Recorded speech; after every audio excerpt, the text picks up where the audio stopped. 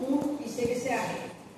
মায়াৰ জালত আবদ্ধ হৈ মই ৰং সলনি কৰোঁ সঁচা, কিন্তু প্ৰতিবাদী মনটো বেছি জাগ্ৰত হৈ পৰে। মই নদী হৈ সাগৰলৈ যাব পাৰোঁ আৰু সাগৰ হৈ নদীলৈও যাব পাৰোঁ।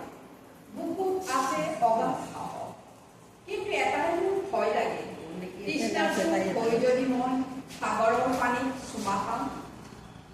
আৰু দ্বিতীয় কবিতা মোৰ মা।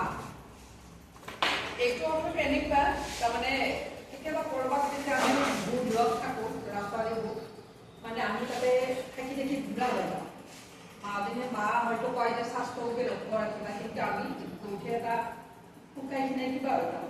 ঘৰত আহিলে কিন্তু কাৰো সময় নাই তাৰমানে মোক আগবঢ়াই আহিবলৈ, কিন্তু একমাত্ৰ মাজনীয়ে কিন্তু সদায় কাষত পাওঁ আৰু মাৰ মনতে সঁচা মোৰ ভাই ভনী চব বিশ্বাস।